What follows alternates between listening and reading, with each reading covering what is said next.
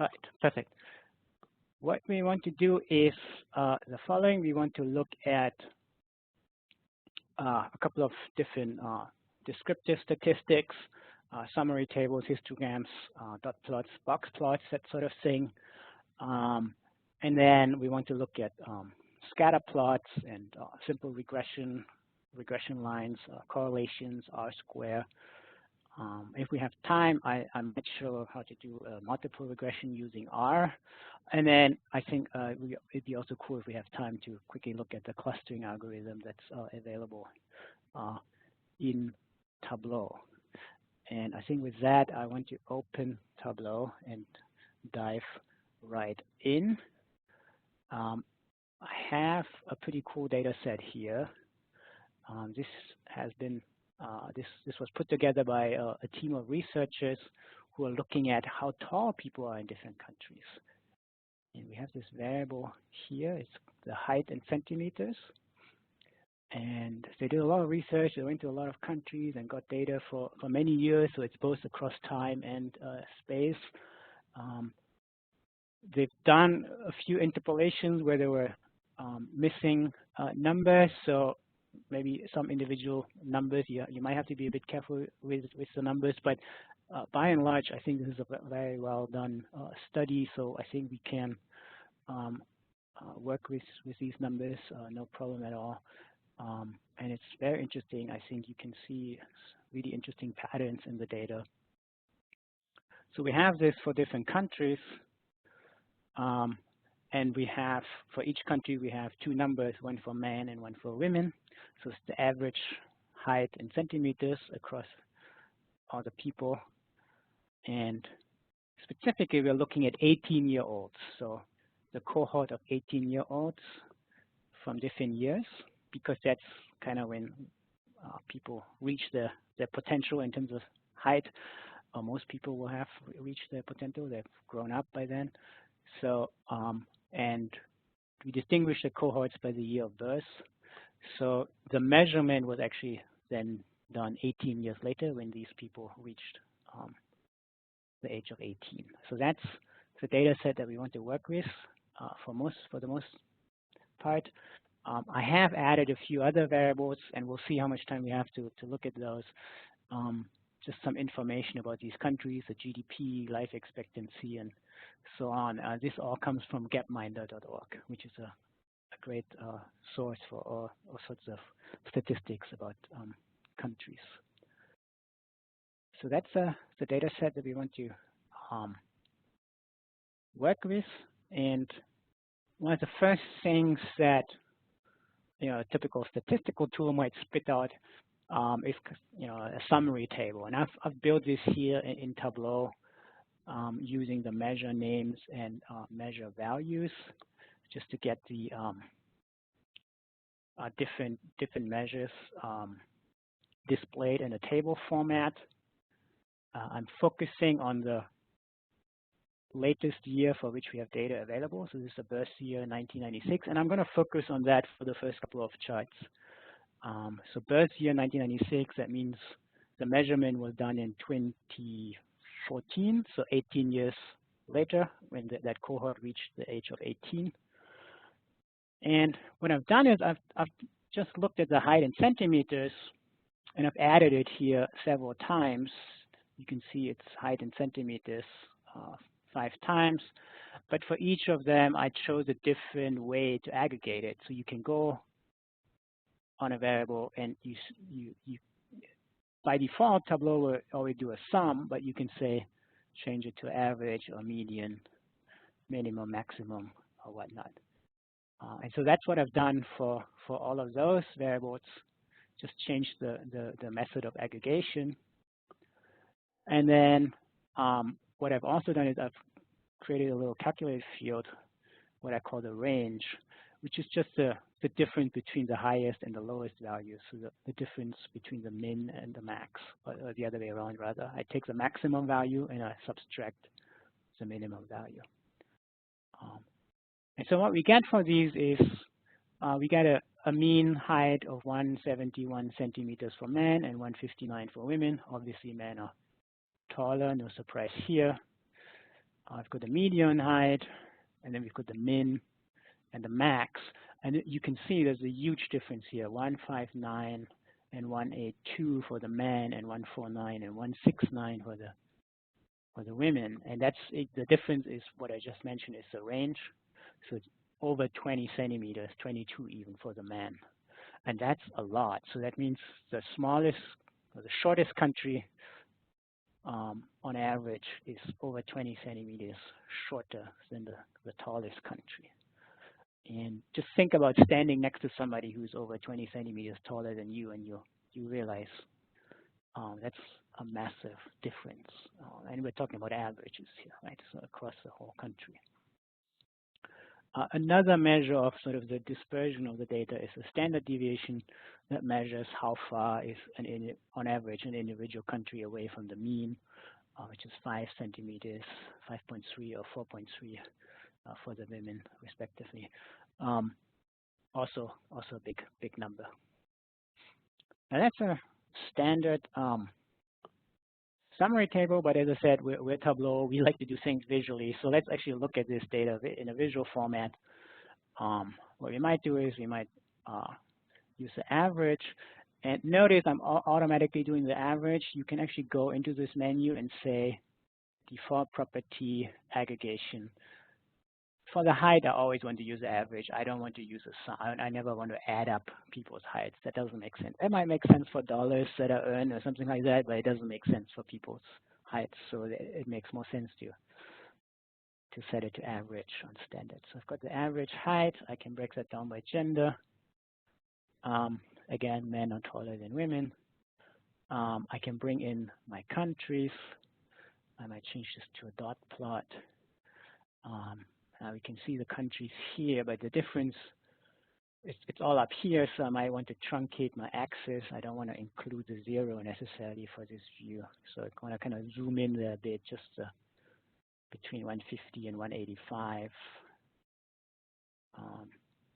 And now I can already see like some individual points. So I can see, for example, among the men, at least for the latest year that where we have data here is the tallest country is the Netherlands, and for the women, the tallest country is Latvia. So that's already interesting. And then the shorter countries are Yemen and Timor-Leste and Guatemala for the women and the Philippines. So that's a kind of plot you might want to do. Then you might want to go to the analytics pane, and this is where a lot of these statistical features are hidden. And you can just drag and drop some of these things onto the chart. So for example, I could add an average line. And I get the average for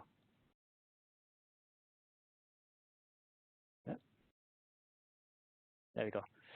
So I get the average across all of them, or get the average for each gender. And I can just drag it off if I don't need it anymore. Another thing that you might typically want to look at, again, similar to what a summary table would give you, is a box plot.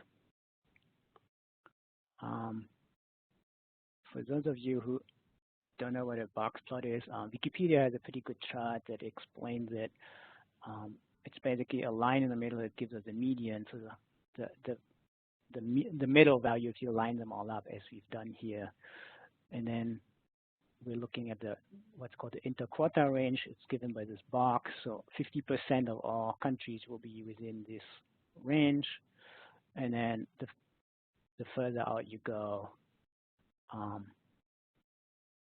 along this what's called the visca, and then the real outliers would typically be outside of the visca, depending on how you define the visca and the different definitions.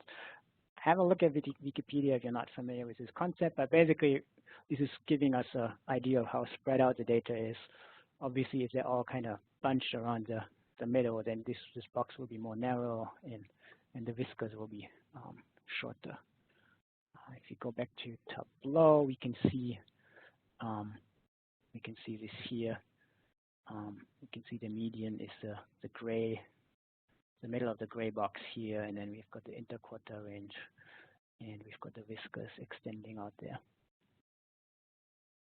You can also do this. So this was just using the analytics pane, dragging the box plot onto my dot plot. You can also do this using the show me menu if you want. There's a box plot here, and it will give you an instruction what kind of measures and dimensions you need. One thing I kind of like to do often when I do box plots, I like to jitter the dots. What that means is, if you look at some of these here, they're quite dense, so it's kind of hard to find individual countries. Here's my mouse. And what you can do is you can add a random amount in the horizontal direction and just offset the dots a bit. It's called jitter. And one way to do that is if you go on the columns shelf and you just double click and you type random, and you open and close the brackets like that, and then you just make it a little narrower again. So that adds a random amount in the horizontal direction, and it kind of offsets the dots a bit. So now I can more easily hover over individual dots. Right.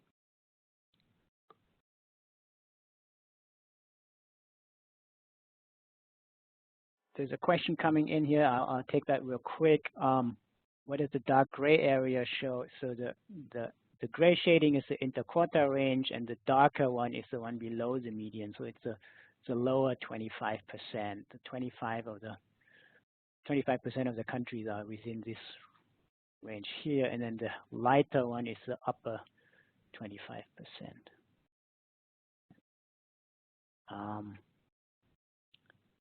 So that's kind of box plots in a nutshell. What you might also want to do is you might look at a histogram, and you can do this manually, or you can use a show me menu. Let me try to do this manually. So we had the year of birth for 1996.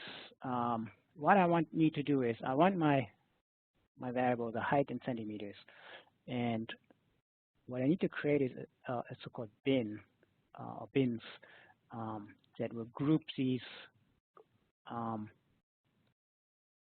countries in different bins. And I said 2 centimeters, make it 2 centimeters wide. And so I get this variable here, and I can use that. And so now I get groups of 2 centimeters each. And now I can see how many countries, using the right mouse here, count the countries. How many countries are in each of these bins? So how many countries are between 158 and 160? There will be this bucket here. And we see there's 41 countries in this bucket. And I might want to also break this up by gender again. And what I also like to do here is I like to add country actually to the detail. So I can actually hover over the individual countries, because I think it's nice that you can always see which. So for example, those two, which are those? The two that we've already seen before, the ones with the lowest numbers. So that's another way to look at the dispersion of a variable. And I think what you might want to do is you might want to put these together. You might want to use a summary table together with the histograms. And I've obviously pre-prepared this, added a few colors here, and the box plots, and so you can see all of it together. And then obviously, this being Tableau, it's super easy to create a map. It might be nice, since we're working with countries here, it might be nice to have a map to go with it as well. And I think I've set it up so that you can click on a country, and it will highlight where that country is in the other charts. So that's kind of neat, right? And I think what we take away from this is, so there are huge differences, right?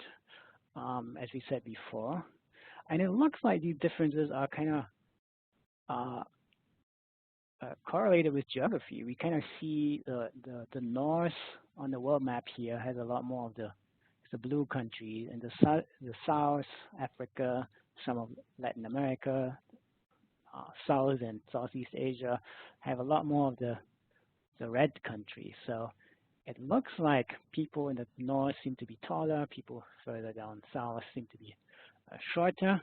And obviously the next question is, why is that the case?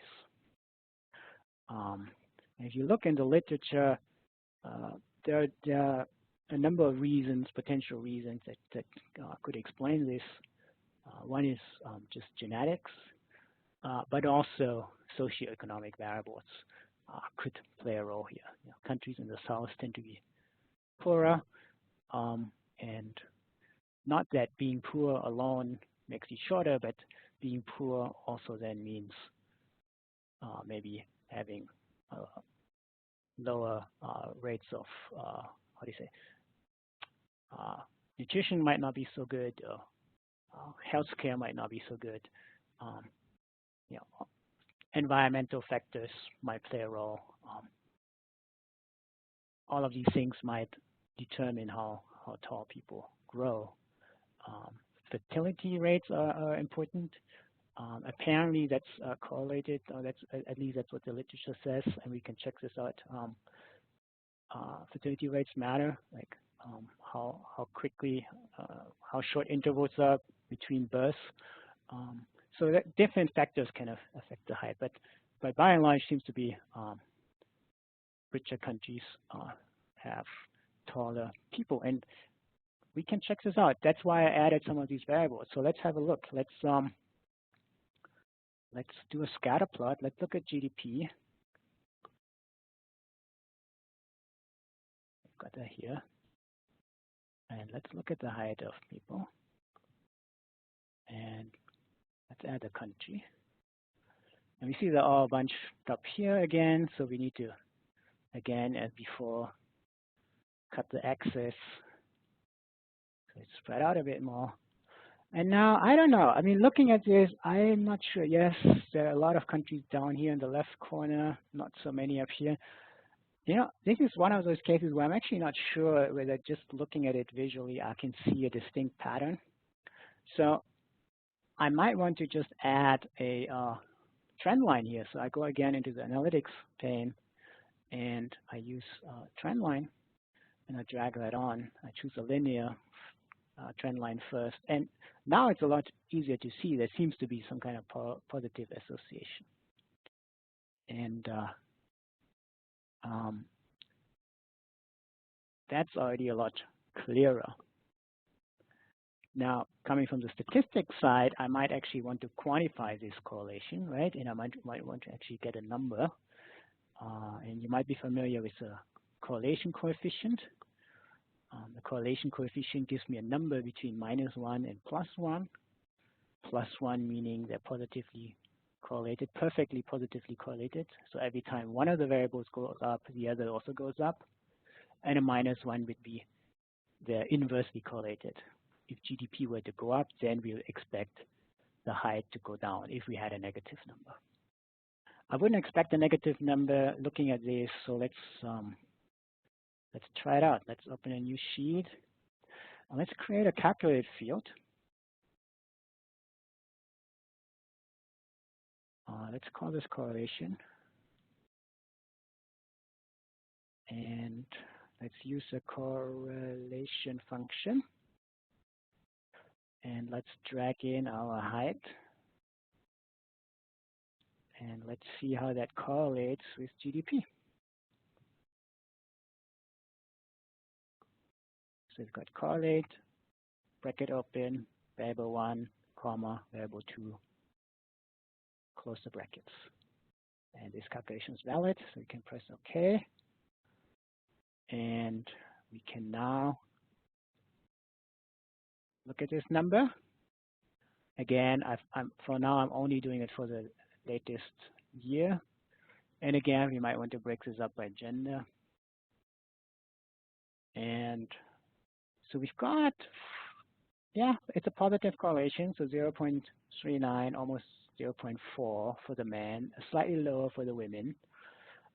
Now, 0 would be no correlation, +1 would be perfect correlation. 0.4, 0.3 is actually not too bad. I mean, just looking at two simple variables like that in the social sciences and economics, we would say that's pretty decent. So yes, there is a positive correlation between GDP and how tall people are. And in fact, maybe I should have added gender to the scatter plot here as well. Maybe that's what kind of tricked my eye a bit as well. I'm not sure. It's difficult to see things where there's a lot of overlap, but actually the overlap means that a lot of points are down here, which kind of would drag a line down there. So sometimes it really makes sense to use some statistical methods to guide your visual eye. Now, what would make sense is to add the correlation coefficient to this chart. So this is a little tricky.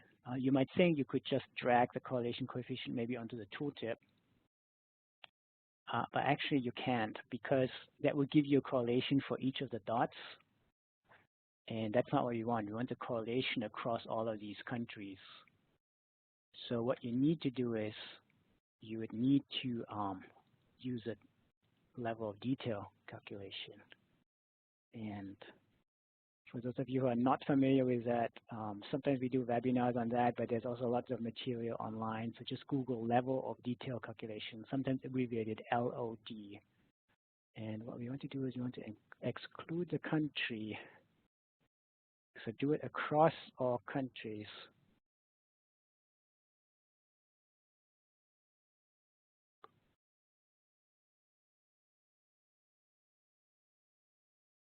Try that again. And now you can see the value here.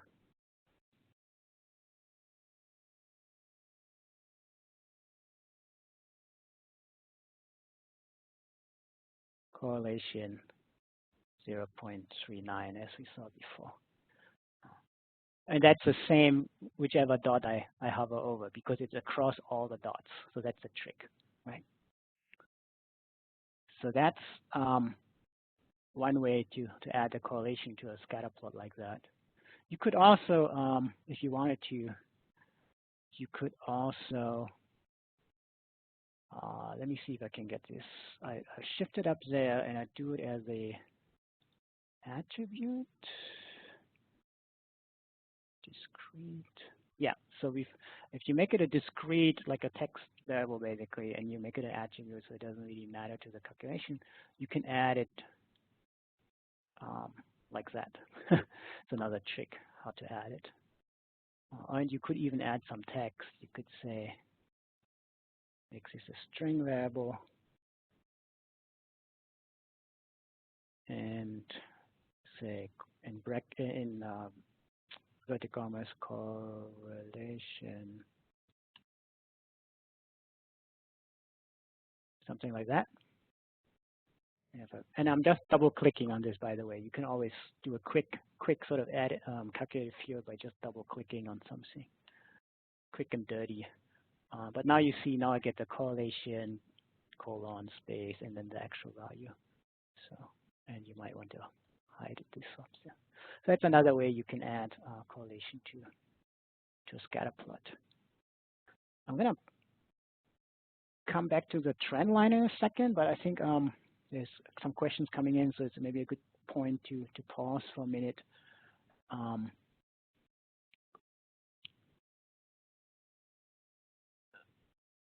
Yeah, so I'll be providing the email address at the end of the webinar again. So yes, do send me emails if you want any of the materials.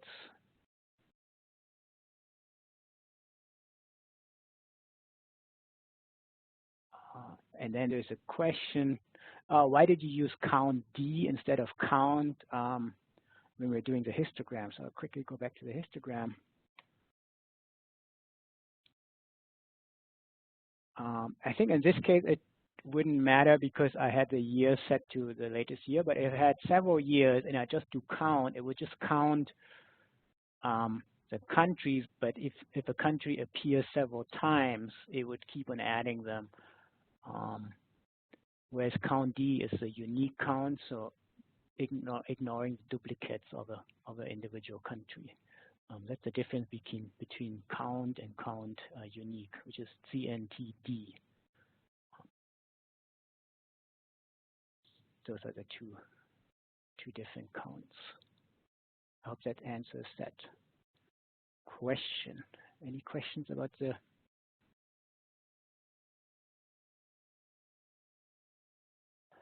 Yeah, there's a question whether you could add the correlation to the trend line. Unfortunately, you can't. At least I wouldn't know a good way to do it. There might be a workaround, but I can't think of any good way right now. You could add it as a label to the dots and just have it show like at the maximum.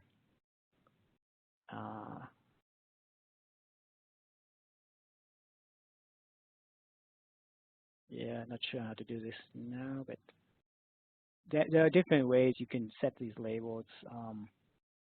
You might have to play around with it if that makes sense. I kind of like this, but it's a good question because, and there's a second question coming in. Is there an easy way to reference a slope line? And these are great questions. This will allow me to segue into the regression lines. Let's look at those in a bit more detail. So if we hover over these lines, we actually get the values that are behind these lines. And these are actually regression lines. They're called trend lines, but it's what's behind the trend line is actually it's a regression.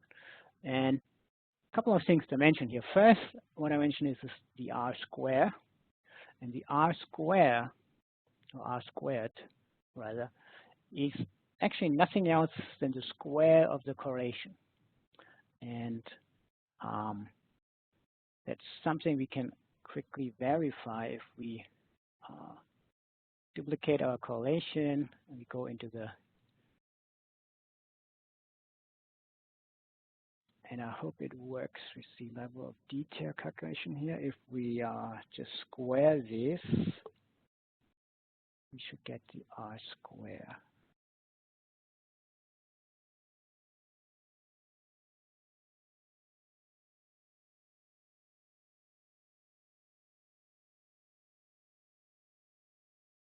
.157, and is that the same? 0.157, yeah, it's the same. So it's just the square of the correlation coefficient, and it has the same kind of meaning. The higher it is, the stronger these are correlated. You can also, now coming back to a visual metaphor, you can also think of this value as how tightly these dots are scattered around the trend line. The further the dots are away from the trend line, the worse the fit, of course, and of the trend line, and then the lower the number. And if you think of a positive correlation where each change in variable 1 leads to change in variable 2, well, all that means is they're lined up on one trend line, perfectly lined up. They're very close to or on the trend line. But in this case, they're not all lined up. There's actually an easy way with GDP, because GDP is so skewed. You've got some countries that are super rich, to kind of play around with that and improve some of these values. If you switch to a logarithmic model, and I won't explain now why that is the case, but you might get them to line up a bit more closely. And here we've got a higher R square. Now that's kind of what the correlation coefficient, or R square, tells us, how close are the dots to the line. But what it doesn't really tell us is the slope of the line, right? And that's actually a question coming in here. It's an easy reference to the slope of the line. Yeah. So one way to get the slope of the line is if we look at the first line here on the tooltip. And in particular, what you want to look at, so this value down here, this is the intercept, so how high the line is. So it should be rough if when you're looking at the 0x point on the x-axis, how high is the line. And then this component here gives us the slope of the line.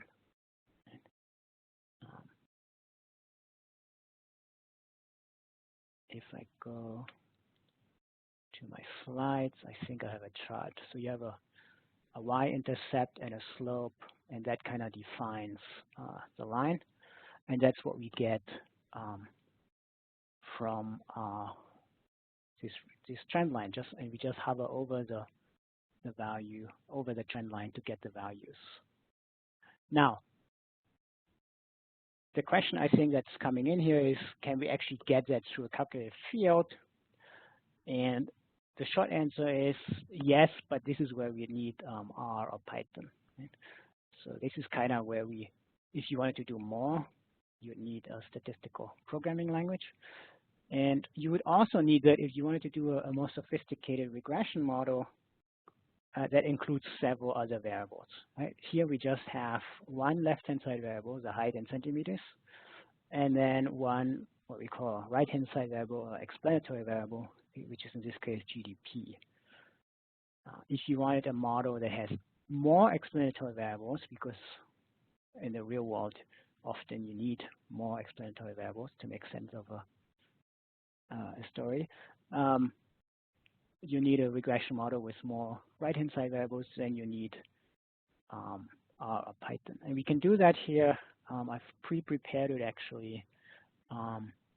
We can have a quick look at that. In terms of the visual analogy, if you think of going from a two-dimensional scatter plot, like we have here, to a three-dimensional three-dimensional scatter plot, where you would add one more axis sort of going into the screen. What you would then do is you'd fit no longer a single line, but you'd fit a plane through the cloud of dots. That's if you have two explanatory variables. Once you take three or more explanatory variables, we can no longer visualize that because we only have 3 dimensions to play with in our visual spectrum. But statistically, the concept can be expanded to n-dimensional spaces, and so you can add more and more explanatory variables.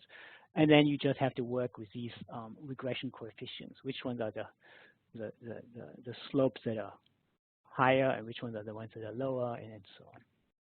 And so what we can do is we can use a statistical tool like R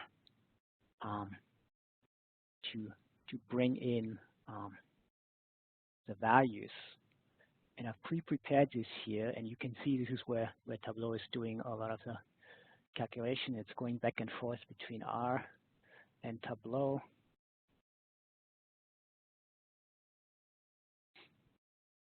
And it's not spitting it out. I'm sorry. It's supposed to come up here. We've got the visuals, so that's good. We can work with those. Why are we not seeing the tables? I have a backup on another screen. Let me see if I can show you that. Yeah, let me bring this up. So this is what a regression table looks like. And basically what you get is, for different explanatory variables, you get these slope variables as the slope coefficients that tell you whether it's a positive slope or a negative slope, with a negative here. And then how steep the slope is determined by the number. And then you get these stars, which tell you whether it's statistically significant or not. I won't go into this. I think we won't have time for the details. If you don't know, go read up on regressions. If you know how to do them, let me quickly show you how to set this up. And it's actually not that difficult. All you have to do is you have to go to R, and I'm using RStudio, but you can also just do this in plain vanilla R. You call the library rserve.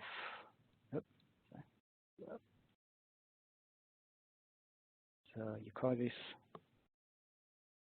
rserve, and then you run rserve like that.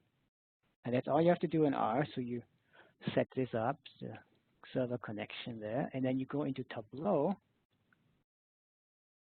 and you say manage, so help settings, and then manage external service connections. And in most cases, you just have to click OK. And now R and Tableau are talking to each other. And then you set up a calculated field where you put in your R code. So in my case, I use the this one. I use the code, the R code, for regression model. And you can see now I have more than 2 variables. Now I have 4 variables, arc1 through arc4. And at the end of it, I put the 4 variables. And I tell what these are called in Tableau.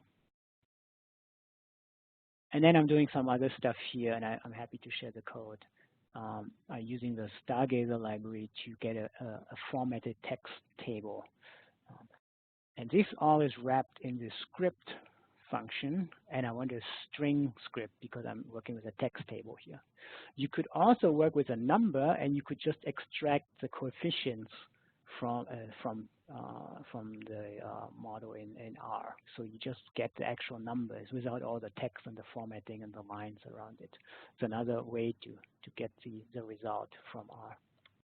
So that's how you set it up. And then you just press OK, and you put it on your view. And then you might split it up by gender, as we've done. And that's it, and it will calculate it for you, and it will spit out the result. So that's kind of how you connect with R. What you need for that is you need the personal or the professional version of Tableau Desktop.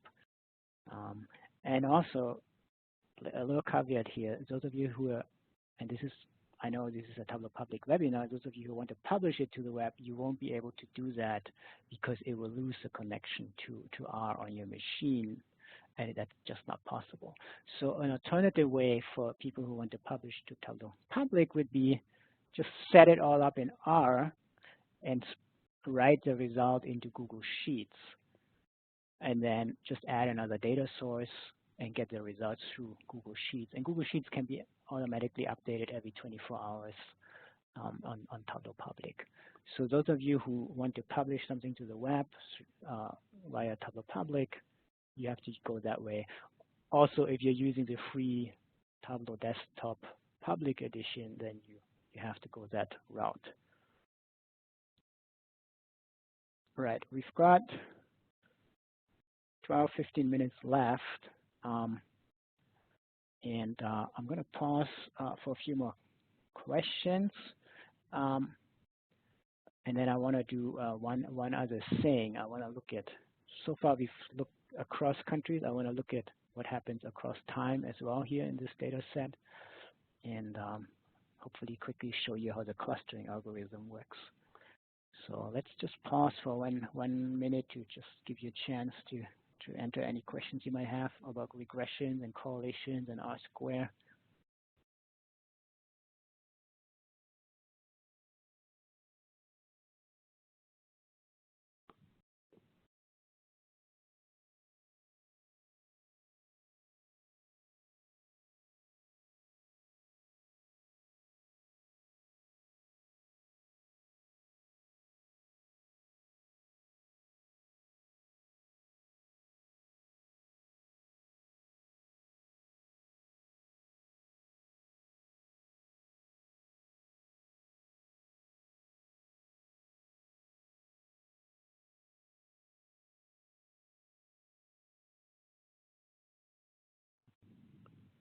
All right, there are a few questions in the Q&A box.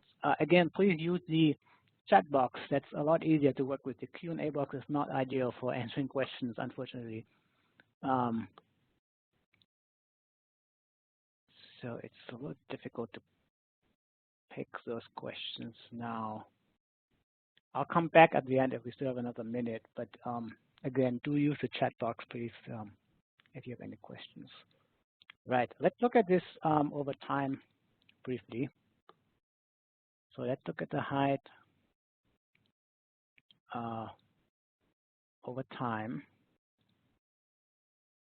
I'm sure you'll find this interesting. So we've got the year of birth on the horizontal axis and the average height on the vertical axis. And for time, we typically use a line, right? And it's not really clear what's interesting about this, looking at like the way I have it here. But as before, it might be interesting to cut the y-axis and zoom in there a bit. And now it's starting to get really interesting, right? So right now we're only looking at this range here between 155 and 165 or something like that. Again, we can do this for the different genders if we wanted to. But really what's interesting is that there seems to be a hump here, and it seems to be going down again. And that's something that really surprised me, even across genders, doesn't matter which way you look at it. It seems like we're no longer growing taller, and that's something I actually was not aware of. It's really fascinating. I thought we would just continue to grow taller and taller, but apparently we are not. And then obviously the next question is, what countries, do all countries show this behavior? What countries show that? And it's a little difficult to see, but what we can do is we can add height on color, and we can go into a calculated field, a quick table calculation, and say percent difference. So now we get negative values when the change to the previous year is negative. So those values were decreasing. So you can see there's a lot of countries where it's decreasing actually. So it's quite scary. Not all of them. Some of them, they continue to grow or they kind of plateau somehow. But for a lot of countries, and probably we should set the color so that it's centered on 0. Oh, it is. Okay. So yeah, really interesting. And that kind of got me thinking, there seem to be different stories in here. Some of them are growing, some of them are going down, some of them are plateauing. You know, how can I separate these out? And I mean, there are different ways to do it, but one way was using the clustering algorithm. And what I did was I created this calculated field here. So first, I created 2 calculated fields where I just extracted the value for the last year, 1996. Again, this is a birth year, right? And then the first year for which we have data available. And then I looked at the difference between the two. So which countries have gained a lot in terms of the height and which countries have actually not grown so much. So that's kind of the difference. So it's just a simple calculated field, really. And what I wanted to do is look at how, if you have a scatter plot with the height, how countries fall in this 2-dimensional space, which are high and growing, which are shorter and or tall and growing, which are shorter and not growing, and shorter and growing, and all these combinations. And so I can look at these, and what I can do is actually I can use the, if I go to the analytics pane again, I can use a clustering algorithm, and it will group them for me. For those of you who know a bit about clustering, it's k-means clustering that's used here.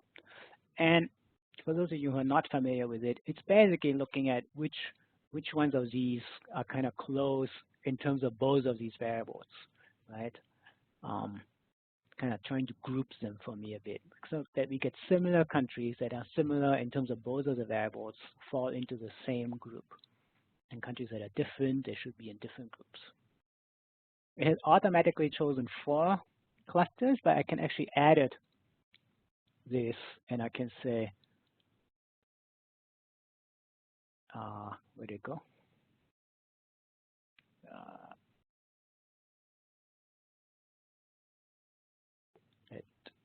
went onto a different screen. I can add the number of, I've got too many screens.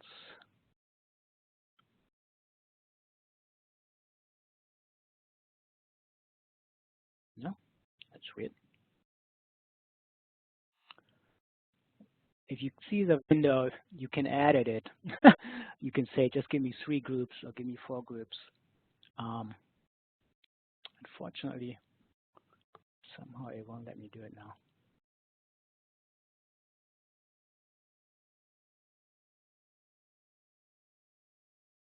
Let me go back to my other one, other workbook.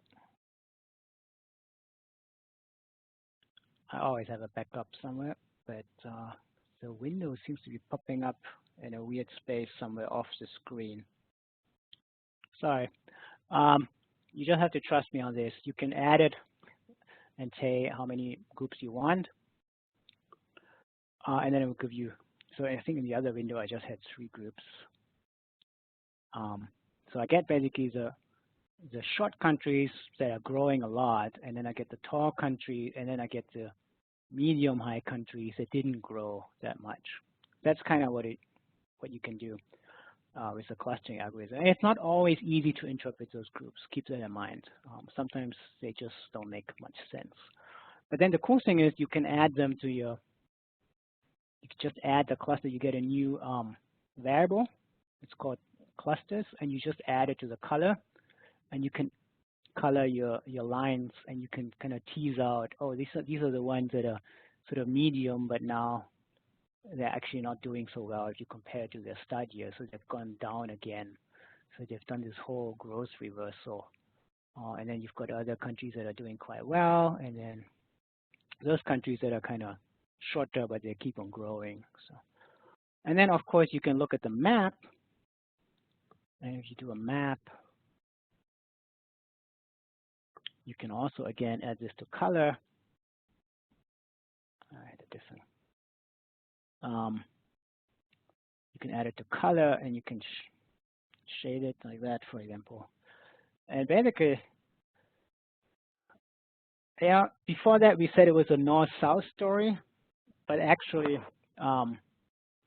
it's a little more nuanced, right? It's actually, yes, in the South, Africa is kind of the one with a lot of the growth reversals, but then Asia and Latin America, they're actually shorter, but they're growing. A lot of these countries are growing quite fast, so they're catching up with the North. So the story is a little more nuanced if you group it like that. And then now, obviously, it'd be interesting to go back to these explanatory variables because it's not just GDP that explains it. I mean, GDP is just a sort of catch-all variable. It's really what you want to look at is nutrition and healthcare and fertility rates, as I mentioned before. And we don't have time to do this. And to be honest, this is actually for me, I'm still playing around with the data set. I'm still doing that as well. And then just actually looking at interesting cases, what happened there? Was there a war? Was there famine? Some kind of crisis?